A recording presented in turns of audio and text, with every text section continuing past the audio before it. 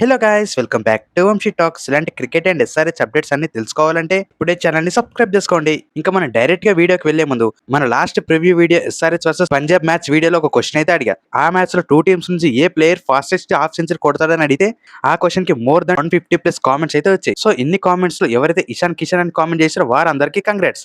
ఇంకా ఈ రోజు ఇంకో ఇంట్రెస్టింగ్ క్వశ్చన్ తో అయితే మేము ముందుకు వచ్చా. ఇంకా ఎస్ఆర్హెచ్ కి టాప్ 2 లో ఉండాలంటే ఇంపార్టెంట్ మ్యాచ్ అగెన్స్ట్ జీటీతో అయితే ఉంది. మరి ఎస్ఆర్హెచ్ వర్సెస్ జీటీ మ్యాచ్ లో ఎస్ఆర్ఎస్ టీం నుంచి ఓవరాల్ గా ఎన్ని సిక్సెస్ కొడతారో కింద కామెంట్ చేయండి. ఎందుకంటే ఎస్ఆర్ఎస్ టీం దగ్గర పవర్ఫుల్ బ్యాటింగ్ ఉంటే జీటీ దగ్గర పవర్ఫుల్ బౌలింగ్ అటాక్ అయితే ఉంది. మరి ఈ ఇద్దరి మధ్య మ్యాచ్ జరుగుతున్నప్పుడు ఎస్ఆర్ఎస్ టీం గెలవాలంటే SRS team more than 200+ runs పెట్టాలి ఫస్ట్ ఇన్నింగ్స్ లో బ్యాటింగ్ చేస్తే.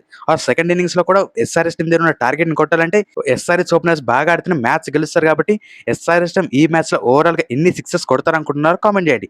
దగ్గరలో ఉన్న కామెంట్స్ అన్నింటిని నెక్స్ట్ వీడియోలో అయితే డిస్ప్లే చేస్తా. This is your question. ఇంకా మనం డైరెక్ట్ గా ప్రివ్యూలోకి వెళ్ళిపోతే ఈ మ్యాచ్ ఎస్ఆర్ఎస్ టీమ్ కి చాలా చాలా చాలా ఇంపార్టెంట్ అని చెప్పాలి. బికాస్ టేబుల్ టాపర్స్ గా 1 ఆర్ సెకండ్ ప్లేస్ లో ఉండాలంటే ఈ మ్యాచ్ ఎస్ఆర్ఎస్ టీమ్ గెలిస్తేనే ఈజీగా టాప్ 2 ఉండే ఛాన్స్ అయితే ఉంది. ఈ మ్యాచ్ గెలిస్తే ప్లే ఆఫ్స్ కూడా కన్ఫర్మ్ అయ్యే ఛాన్సెస్ ఎక్కువగా ఉన్నాయి. కాబట్టి 100% ఇంపార్టెంట్ మ్యాచ్. ఇలాంటి బౌలింగ్ స్ట్రాంగ్ ఉన్న టీం మీద గెలిస్తే ఇంకా ఈజీ అవబోతుంది ఎస్ఆర్ఎస్ టీమ్ కి ప్లే ఆఫ్స్ లో. సో దాని గురించి ఎస్ఆర్ఎస్ టీం గెలవాలంటే ఎలాంటి ప్లానింగ్స్ రావాలి అండ్ ఎస్ఆర్ఎస్ ప్లేయింగ్ లెవెల్ ఏమైనా చేంజెస్ ఉండబోతున్నాయా అండ్ నితీష్ కుమార్ రెడ్డి ఈ మ్యాచ్ ఆడతాడా అండ్ జీటీ కూడా ఎలాంటి ఫామ్ లో ఉంది ప్రతి ఒక్కటి డీటెయిల్ గా అయితే మాట్లాడుకుందాం ఈ వీడియోలో. ఇంకా దానికన్నా ముందు ఎస్ఆర్ఎస్ అగెన్స్ట్ పంజాబ్ కింగ్స్ గెలిచిన మ్యాచ్ లో ఎలాంటి పాజిటివ్స్ ఉన్నాయి అండ్ ఎలాంటి నెగిటివ్స్ ఉన్నాయి, ఆ మ్యాచ్ నుంచి ఏం నేర్చుకుని ఈ మ్యాచ్ లో ఆడాలి ప్రతి ఒక్కటి డీటెయిల్ గా అయితే మాట్లాడుకుందాం. ముందుగా ఎస్ఆర్ఎస్ వర్సెస్ పంజాబ్ గురించి మాట్లాడుకుంటే ఆ మ్యాచ్ టాస్ ఎంతో ఇంపార్టెంట్ అని మాట్లాడుకున్నాం ప్రతి ఒక్కరం.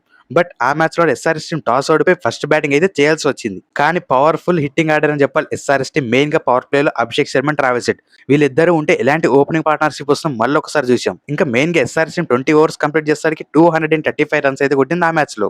ఇంకా దానికి మెయిన్ కారణం అభిషేక్ శర్మ జస్ట్ 13 బాల్స్ లో 35 రన్స్, ట్రావిస్ హెడ్ 19 బాల్స్ లో 38 రన్స్. మెయిన్ గా ట్రావిస్ హెడ్ అయితే అగెన్స్ట్ ముంబై ఇండియన్స్ నుంచి ప్రతి ఒక్క మ్యాచ్ లో అదర్ కొడుతున్నాడు అని చెప్పాలి. ఇలాంటి బౌలర్స్ అయినా క్లీన్ హిట్టింగ్ చేస్తున్నాడు మా. సో ట్రావిస్ హెడ్ ఇలా ఆడడం వల్ల ఇంకా ప్లే ఆఫ్స్ కి ఎస్ఆర్ఎస్ చాలా కాన్ఫిడెంట్ గా అయితే రాబోతుంది. ఇంకా వీళ్ళిద్దరితో పాటు ఇషాన్ కిషన్ ఈ ఓవరాల్ మ్యాచ్ లో ఫాస్టెస్ట్ హాఫ్ సెంచరీ తన దగ్గర నుంచి వచ్చింది. ఒక్కసారి మెయిన్ కి గుర్తు పెట్టుకుంటే తనకు ఓవరాల్ 3 ఛాన్సెస్ వచ్చాయని నేనైతే అనుకుంటున్నా. ఇంకా ఈ ఛాన్సెస్ అన్ని ఉపయోగించుకొని హ్యాట్రిక్ 6 కొట్టి మ్యాచ్ ని అండ్ ఎస్ఆర్ఎస్ టీం ఇంత పెద్ద బిగ్ స్కోర్ చేయడానికి తనకు కూడా ఒక మెయిన్ పాత్ర ఉందని చెప్పాలి. టోటల్ గా 32 బాల్స్ లో 55 రన్స్ అయితే చేశాడు ఇషాన్ కిషన్. ఇంకా class and after KKR match తర్వాత తన ఫామ్ ని మళ్ళా తెచ్చుకున్నాడని చెప్పాలి. తను ఆడిన 43 బాల్స్ లో 69 runs. And main important player విషయానికి వచ్చరికి నితీష్ కుమార్ రెడ్డి.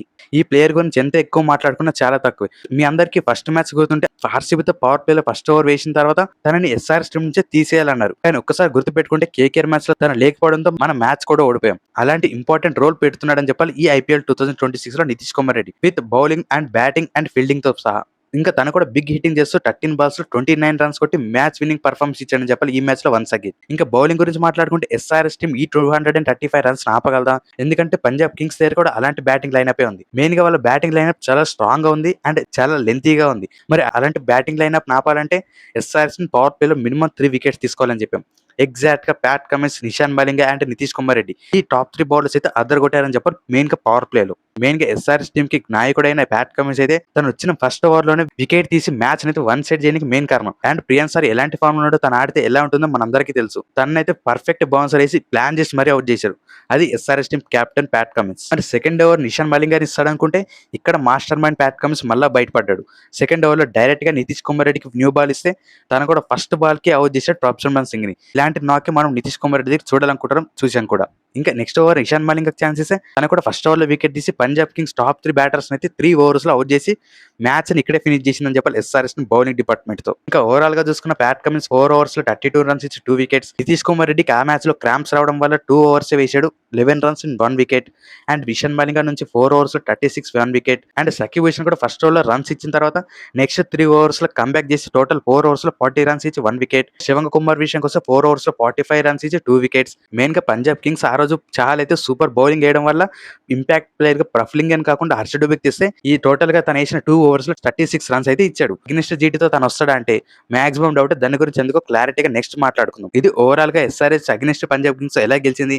మెయిన్ గా పాజిటివ్ విషయానికి వస్తే Abhishek Sharma, Travis head and Klaasen and Nitish Kumar Reddy వీళ్ళందరూ ఫుల్ ఫామ్ లో ఉన్నాడు. బౌలింగ్ లో కూడా అదరగొట్టి మ్యాచ్ అయితే ఈజీగా గెలిచిందని చెప్పాలి against Punjab Kings. Direct next important match విషయానికి వచ్చేసరికి అగెన్స్ట్ జీటీ. మరి ఎస్ఆర్ఎస్ టీం గెలవాలంటే ఎలాంటి ప్లానింగ్స్ తో రావాలో మాట్లాడుకున్న ముందు జీటీ అసలు ఎలాంటి ఫామ్ లో ఉందో చూద్దాం. మెయిన్ గా జీటీ కూడా one of the great team గా కనిపిస్తుంది ఈ సీజన్. ఎందుకంటే వాళ్ళు లాస్ట్ 4 గేమ్స్ గెలుచుకుంటూ సూపర్ ఫామ్ లో ఉన్నారని చెప్పాలి. మెయిన్ గా వాళ్ళ బౌలింగ్ యూనిట్ అయితే వేరే లెవెల్లో ఉంది. మెయిన్ గా వాళ్ళు గెలిచిన 4 గేమ్స్ ఎవరితో ఆడారని చూసుకుంటే CSK, RCB, Punjab and RR. ఈ 4 టీమ్స్ కూడా ఎలాంటి స్ట్రాంగ్ టీమ్స్ మనందరికీ తెలుసు.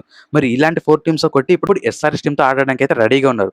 మరి చూడాలి ఈ మ్యాచ్ ఎవరు గెలుస్తారు. ఒక్కసారి వాళ్ళ బౌలింగ్ డిపార్ట్మెంట్ గురించి మాట్లాడుకుంటే ఇన్ని మ్యాచెస్ గెలవడానికి మెయిన్ కారణం వాళ్ళ ఫాస్ట్ బౌలర్స్. ఒక్కసారి వాళ్ళ ఫాస్ట్ బౌలింగ్ డిపార్ట్మెంట్ చూస్తేనే భయపడాల్సింది ప్రతి ఒక్క టీం. ఎందుకంటే ఫాస్ట్ బౌలర్లు Mohammed Siraj, Rabada, Jason Holder and Prasidh Krishna. ఈ 4 ఫాస్ట్ బౌలర్స్ అయితే వేరే లెవెల్ ఫామ్ లో ఉన్నారని చెప్పాలి. ఇంకా ప్రతి ఒక్క మ్యాచ్ సిచ్యువేషన్ సుమన్ గిల్ దగ్గర కూడా బెస్ట్ క్యాప్టెన్సీ చూస్తున్నామని చెప్పొచ్చు.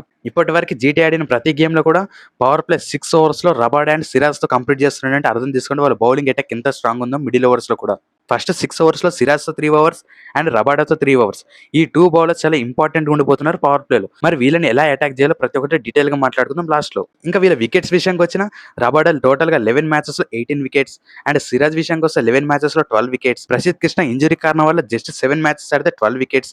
అండ్ మెయిన్ గా జేసన్ హోల్డర్ వచ్చిన తర్వాత ఈ టీం మొత్తం చేంజ్ అయిందని చెప్పాలి. తను కూడా బౌలింగ్, బ్యాటింగ్ అండ్ ఫీల్డింగ్ ఈ 3 డిపార్ట్మెంట్స్ తను కూడా వేరే లెవెల్ ఫామ్ ఉన్నాడని చెప్పాలి ఈ సీజన్ లో. తను ఆడిన 5 మ్యాచెస్ లోనే 10 వికెట్ తీసి సూపర్ పర్ఫార్మెన్స్ ఇస్తున్నాడని చెప్పి ప్రతి ఒక్క మ్యాచెస్ లో. ఇంకా వీళ్ళ మెయిన్ స్పిన్నర్ అయిన రషీద్ ఖాన్ కూడా టోటల్ గా తను ఆడిన 11 మ్యాచెస్ లో 15 వికెట్ తీసి తను కూడా మంచి ఫామ్ లో ఉన్నాడని చెప్పాలి. ఇంకా ఇలా ఓవరాల్ గా వాళ్ళ బౌలింగ్ డిపార్ట్మెంట్ చాలా స్ట్రాంగ్ ఉందని చెప్పాలి బ్యాటింగ్ కన్నా. సో ఈ మ్యాచ్ మొత్తం గెలవాలంటే ఎస్ఆర్ఎస్ టీం వాళ్ళ బౌలింగ్ ని అయితే ఆపాల్సింది అండ్ అటాక్ చేయాల్సింది. మరి చూడాలి ఎస్ఆర్ఎస్ టీం బ్యాటింగ్ పర్ఫార్మెన్స్ గెలుస్తుందా లేదంటే మళ్ళీ ఒకసారి బౌలింగ్ లో చూపించి వాళ్ళు గెలుస్తారు.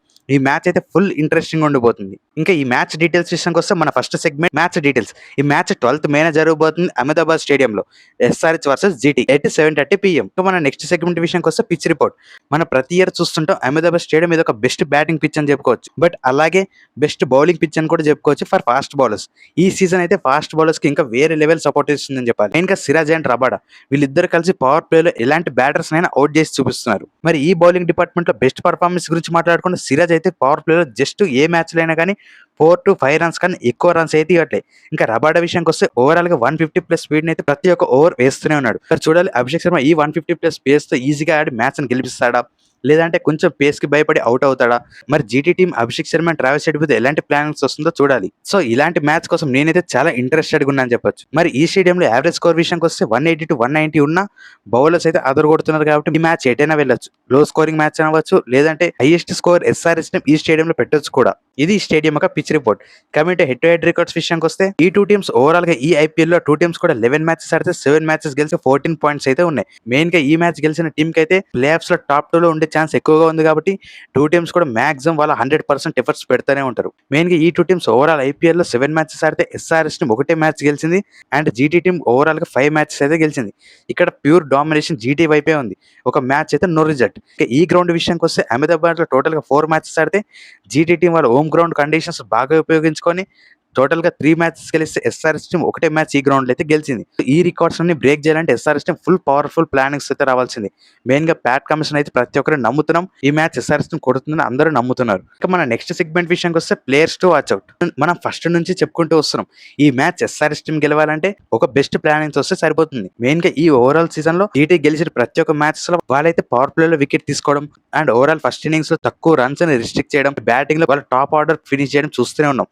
సో ఈ మ్యాచ్ ఎస్ఆర్ఎస్ టీం గెలవాలంటే simple planning. Power play bowlers ని అటాకింగ్ చేయాలి అండ్ డిఫెన్సివ్ తో ఆడుకొని పవర్ ప్లే కొంచెం జాగ్రత్తగా చూసుకుంటే మ్యాచ్ అయితే ఈజీగా గెలవచ్చు. బికాస్ జీటీ టీమ్ లో వాళ్ళు బ్యాటింగ్ లైనప్ లో చాలా మంది ఉన్నా ఎవరు కూడా అంత మంచి ఫామ్ లో లేరు. మెయిన్ గా ప్రతి సీజన్ జరుగుతున్నట్టే జీటీ బ్యాటర్స్ లిస్ట్ లో సుమన్ గిల్, సాయి సుదర్శన్ అండ్ బట్లర్ ఈ టాప్ 3 ప్లేయర్స్ మాత్రమే ఆడుతున్నారు కాబట్టి వీళ్ళని అవుట్ చేస్తే మ్యాచ్ ఈజీగా గెలవచ్చు.